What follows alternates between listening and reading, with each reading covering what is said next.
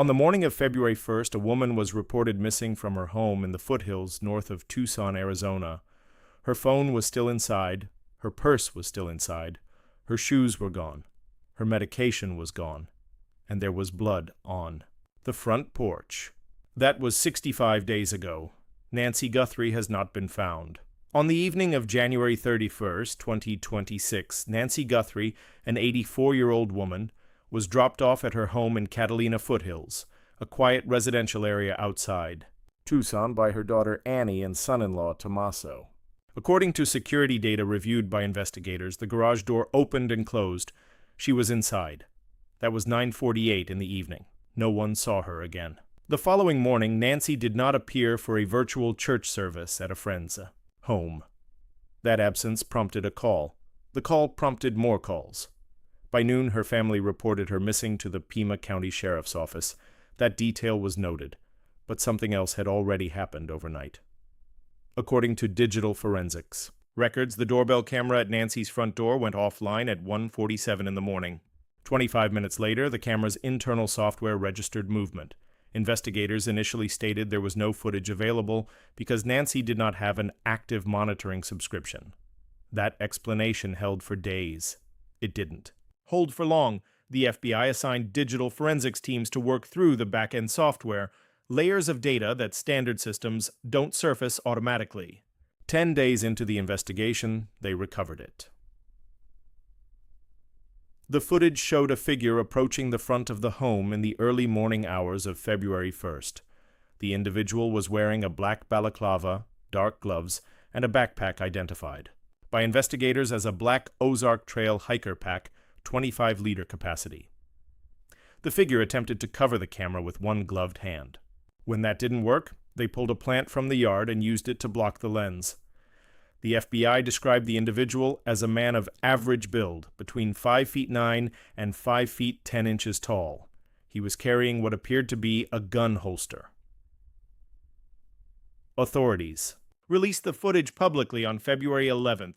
The Bureau described this individual as a suspect. No arrest has followed. Meanwhile, the evidence on the ground was producing its own complications. A pair of gloves were recovered approximately 2 miles from Nancy's home. Preliminary DNA testing indicated the gloves belonged to an unknown male. Investigators also determined those gloves appeared to match the gloves worn by the individual seen in the doorbell footage. That detail received significant public attention. It led nowhere. The Pima County Sheriff's Department later confirmed that the DNA on the gloves was traced to a local restaurant worker. That person was not connected to the investigation. The lead, which had looked like a possible breakthrough, was closed. By this point, something else had entered the investigation. Ransom demands began arriving. Multiple notes demanding payment. In cryptocurrency, 2 deadlines passed by February 9th without confirmed contact. The family received messages they believed were connected. On February 7th, Savannah Guthrie released a public video that appeared to directly address whoever was responsible for her mother's disappearance. "We beg you now to return our mother to us," she said. "This is the only way we will have peace. This is very valuable to us, and we will pay." That same week, a California man was arrested on federal charges for posing as one of the abductors and demanding ransom from the Guthrie family. Authorities confirmed this scheme was entirely separate from the ransom notes that had received widespread media coverage. The unrelated arrest only deepened the confusion around which communications, if any, were genuine. A reported demand of $6 million with a deadline of 5 p.m. on February 9th was reported by multiple outlets. Officials did not confirm payment was made. No confirmed contact followed the deadline. The investigation continued through February and into March. Search activity was paused at intervals to allow personnel to rest. Cadaver dogs were deployed, then paused. Law enforcement went door to door in the neighborhood more than once. A location in Rio Rico, a city south of Tucson near the Mexican border, was searched with FBI assistance. A man was briefly detained during a traffic stop south of Tucson. He was released. He told reporters he made deliveries in the area. No suspect has been charged. On February 24th, Savannah Guthrie released a video announcing the family's offer of a $1 million reward for information leading to Nancy's recovery. Her language in the video acknowledged for the first time publicly that the family understood Nancy may have already died, though she said they remained hopeful. The FBI simultaneously increased its public reward to $100,000 for information leading to Nancy's recovery or the arrest of anyone involved. Weeks passed without a confirmed development. Questions about the investigation itself began to surface. According to a source cited by NewsNation, the Pima County Sheriff's Office initially assumed Nancy had wandered off on her own. That assumption, the source claimed, affected the earliest hours of the response. The deputy union within the sheriff's department held a vote. The result was unanimous, a formal vote of no confidence against Sheriff Chris Nanos. A recall effort was launched against him. Separately, a report from Fox News Digital revealed that in November 2024, a TSA X-ray technician at Tucson International Airport discovered a loaded, undeclared firearm in Nanos's luggage. An independent firm hired by Pima County released findings into a separate workplace harassment complaint against the sheriff. The Pima County Board of Supervisors voted unanimously to question Nanos about his work history and department management. None of those matters are confirmed to be connected to the Guthrie case. But the scrutiny directed at the lead agency in the investigation has not lessened. On March 26th and 27th, Savannah Guthrie sat for her first televised interview since her mother's disappearance. Speaking with Hoda Kotb on the Today Show, she described the night she flew from New York to Tucson. She said it was immediately clear something was wrong. Blood was on the front doorstep. The Ring camera had been removed from its mount. The back doors of the home were found propped open.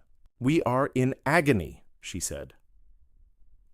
She returned to the Today Show anchor desk on April 6, 2026, 65 days after her mother went missing. She wore yellow, echoing the flowers and ribbons left at her mother's home. Her co-host told her it was good to have her back. The broadcast moved to the morning's news. That same morning, while Savannah was back on air, something arrived at TMZ. During a live broadcast on April 6th, TMZ anchors Charles Latibaudière and Harvey Levin disclosed that the outlet had received new communications they described as ransom notes related to the Guthrie case. The sender, described by Levin as persistent and incessant, claimed to have been attempting to provide information since at least February 11th. The first note alleged that Nancy Guthrie is no longer alive. The sender claimed to know the location of her remains and the identities of those responsible. They offered this information in exchange for half a Bitcoin, with the remaining half to follow upon a confirmed public arrest. While TMZ was on air, a second message arrived. The sender wrote that they had previously seen Nancy Guthrie alive, with the individuals they alleged had taken her, in the state of Sonora, Mexico. Sonora borders Arizona directly. The point described by the sender is approximately 70 miles from Tucson, where Nancy was taken. The sender also wrote that they had nothing to do with the crime itself. They expressed frustration at being treated as a fraud by law enforcement, and stated that the case had remained unresolved while they continued to be dismissed. TMZ confirmed it had forwarded both notes to the FBI. The Pima County Sheriff's Office, responding to media inquiries, stated it was aware of reports about ransom notes related to the investigation and that all tips and leads are taken seriously and forwarded to detectives coordinating with the FBI. No official has confirmed or denied the authenticity of Monday's notes. No official has confirmed whether investigators have pursued cross-border leads into Mexico. No official has confirmed whether the sender's earlier communications, dating back to February 11th, according to the sender, were received, reviewed, or dismissed. What is confirmed is this. As of April 7th, 2026, Nancy Guthrie, 84 years old, has been missing for 65 days. No arrest has been made. No suspect has been publicly identified in the abduction. The FBI has recovered footage of one unidentified individual from outside her home. DNA leads have not produced a confirmed match to anyone connected to the case. Ransom communications have been received by media outlets and law enforcement, including from at least one sender who has now claimed to have seen her in Mexico. Whether that claim represents a credible lead, a deliberate misdirection, or an attempt to extract payment from a family already in crisis, that has not been established. The investigation remains open. The family's reward remains active at $1 million. Anyone with information is asked to contact the FBI at 1-800-CALL-FBI or submit a tip at tips.fbi.gov. Nancy Guthrie has not been found.